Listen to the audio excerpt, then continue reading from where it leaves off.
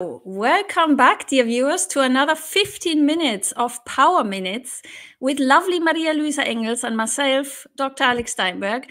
As you know, we are on a mission to talk about and to equip you with all the best human skills, mindset skills, and AI skills. And we have this lovely free course online. And as always, please make sure to check the QR code that you see here on the top and to check that out if you haven't yet.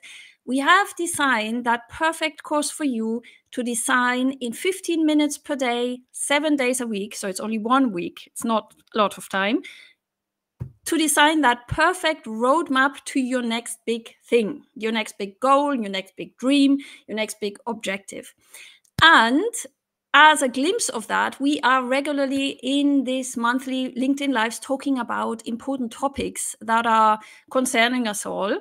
And today we are talking about the important question, does AI mean that you are cheating? We have 3 mindset tips for you, and we will, and stay until the end, we will share with you 3 free AI tools that we explore at the moment that help us to learn, to advance, to grow.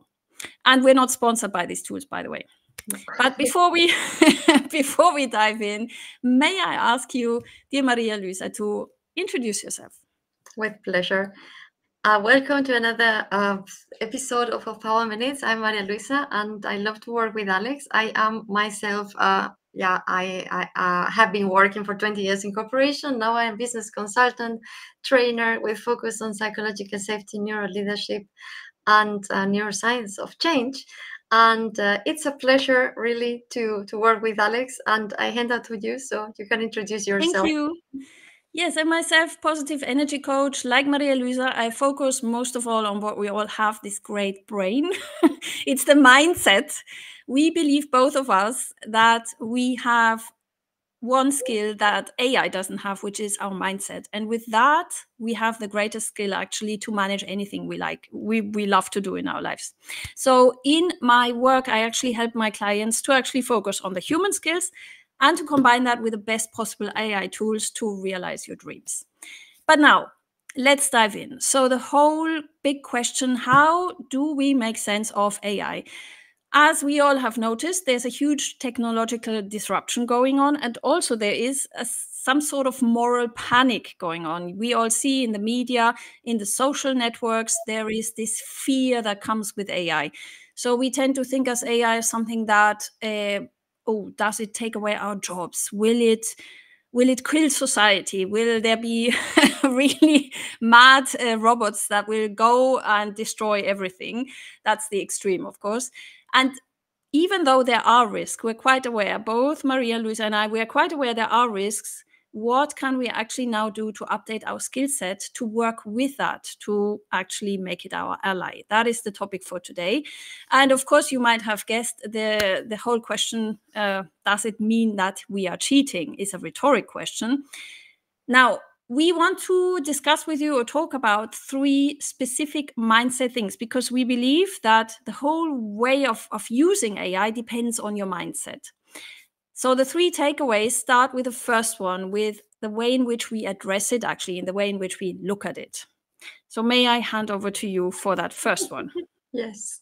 I mean, it looks like, okay, this AI monster that is coming from behind and getting bigger and bigger, but it's not the first time that we experience that thing, and it's about how we approach it.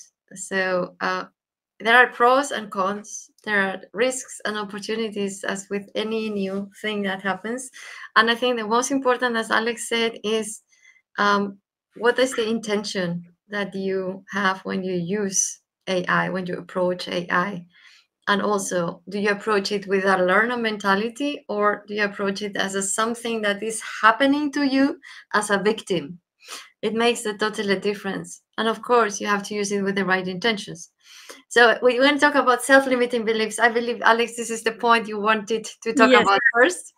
What can we actually, if we analyze ourselves in our self-awareness, what can we identify in our personal development as self-limiting beliefs we might have about AI? Exactly. Yes.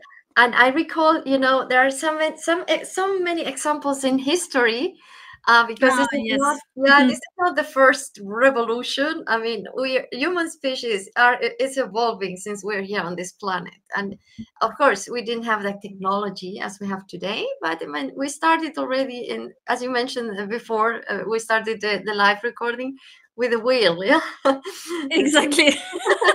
So, and that's The like invention of the wheel. That was the first technology disruption. Yeah. were they thinking that using wheels was cheating when we Exactly. compare to humans running?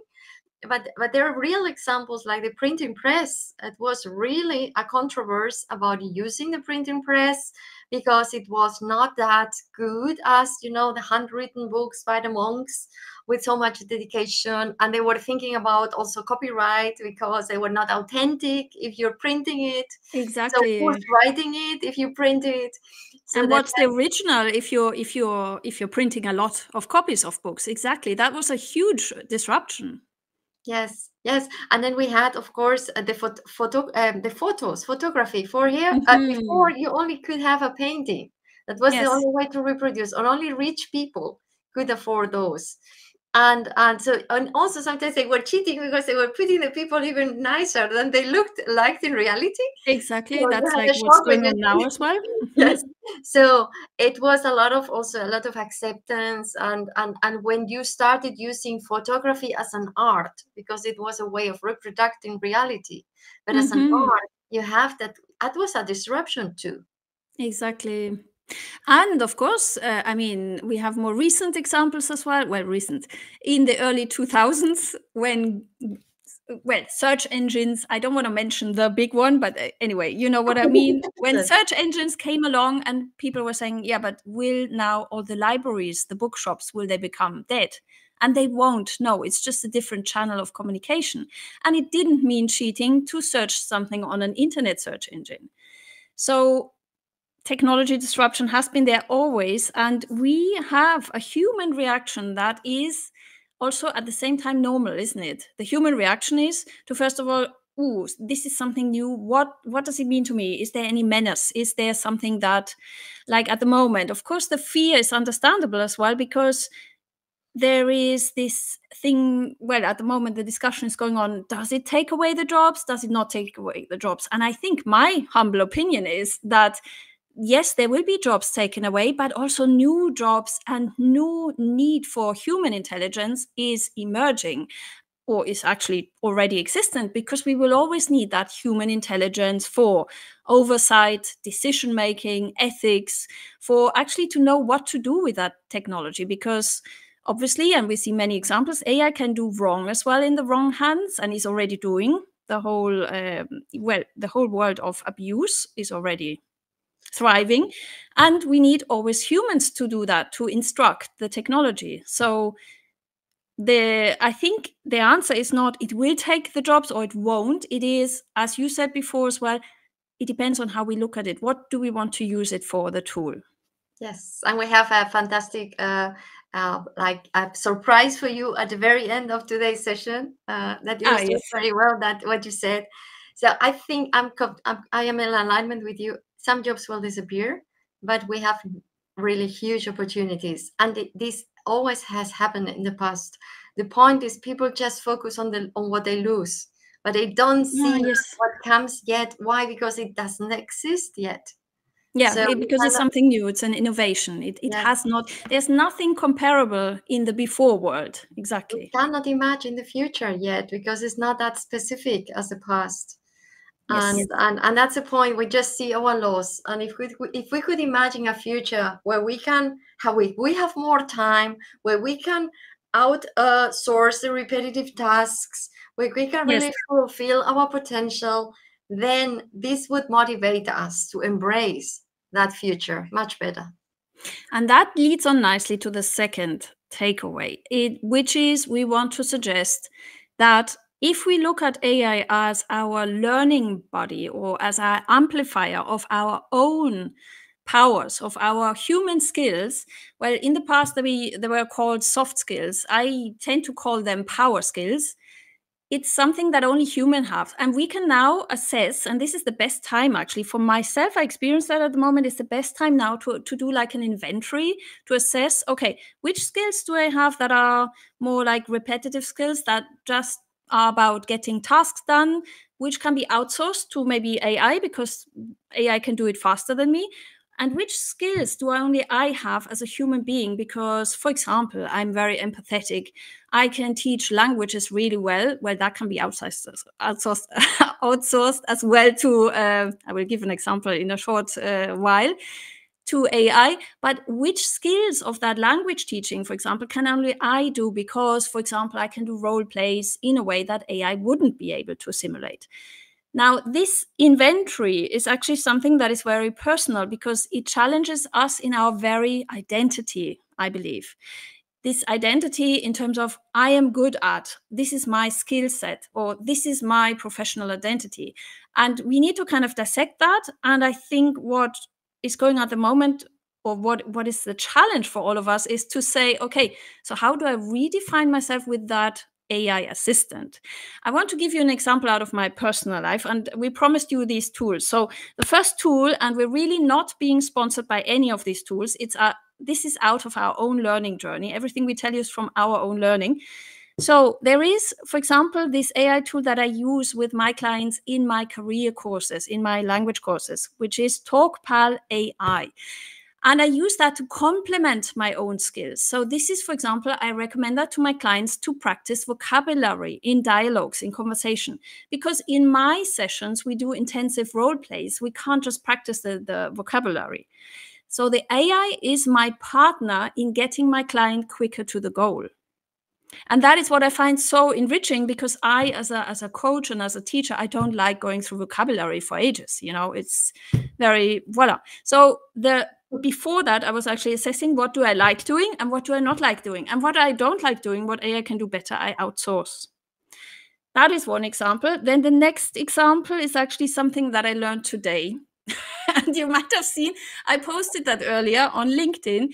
It's called Recast AI, and it's a fantastic tool that I recommend to all of you that actually summarizes written publications in short audios. So it does, if you're somebody who likes to listen, for example, when you're driving, when you're going on a train, and you don't want to watch the whole time because you're screen tired, it's a plugin tool. You just plug it into your Google, into your Apple, and then it will actually summarize text. So what I have done is check that out on the recent post. I have summarized our last LinkedIn Live, and now it exists as a recast. So that one is really powerful. And I guess you're gonna share this in the comments of this. And in the comments, yes, I will put that as well, because this morning it blew me away. And I have another learning tool that I use again with my clients, which is Repeto.io, and I pronounce it in Spanish here. But this in one, Italian one or no, Spanish? it's just my language confusion. Okay. Probably you could say in English Repeto.io. So this one also is a really powerful learning tool for individual work. And I tend to recommend that to my clients when they want to practice. When they, for example, they have a document they need to memorize, I recommend them that, because this tool will generate for you structures and systems so that you can memorize that content. Wow. And I can only develop learning techniques with clients in terms of how can you memorize, but I will not sit next to the client to memorize. So that I have outsourced as well to AI. Wow, this is fantastic. I mean, every day are popping up new tools. Yeah, that's what I'm doing at the moment. So I really am fascinated by it. And also I realize it's so, for me personally, I don't know how you feel about it, it's so enriching to actually be able to have that assistant that takes over the boring tasks that you didn't like to do. That is actually the revelation, isn't it? Yes, absolutely. I mean, my productivity has increased in the last, since January, because new tools came in January, and I'm using, really, I would say I'm 40% more productive than last year. Yes. Just and you have similar examples, haven't you, where you just outsourced things that you would spend hours and hours and days with in the past? Yes, absolutely. So it's just about trying and trying, and and checking how it works for you. And there are so many things, and it's amazing. And So of course, what we didn't mention yet is our daily conversations with ChatGPT, of course. I mean, you have the same, haven't you? Like we tend to ask questions to ChatGPT in terms of, if I have an idea for a client, I tend to double check with ChatGPT. I say, this is my strategy. Can you please tell me, is this correct for that type of client? Is there anything else you recommend? Is there anything you would like to refine? And so on and so forth. It's also a nice yes, companion in terms of checking concepts. And this is a human limit. We don't have this holistic view that maybe AI has. this can be. Then some things we are not able to do it as fast as they did in my As recent fast, course. yes. Yes, yes. I mean, we are almost we're over time already. So I would go to the third point, maybe. Yes, the Yes. monster, exactly. We We are need going the to monster. share with you these fantastic tools that Alex talked about. And we have just an image that says everything. So I just would like to share this very, very briefly with you. So we have Which was here. designed, if I may quickly advertise your lovely paintings, your lovely drawings, which was designed by Maria Luisa, who is a lovely, lovely, talented sketchnoter. I mean, you do these sketch notes, they're just fantastic. So we have this image, and you see it illustrates without words. You have a choice how you see AI. You have the Exactly. choice to see it as a as a danger, and or you can embrace it and see it as a tool. And it's just up to you how you see it. Of course, we're gonna share the image too. I mean, you have it already in the presentation of this live today. I hope you enjoyed the session, and I think we're almost ready, Alex. Yes, and we will share all the lovely links for you. And please give us feedback, as always, what you would like to hear for the future sessions. Yes, and next time we will talk about things like procrastination, how to focus on your passion, and when there is too much distraction. So we will find, Yes, the deep yes, work topic will be in before. the next month. Exactly. Exactly. So So thank you for tuning in and see you next time. bye bye.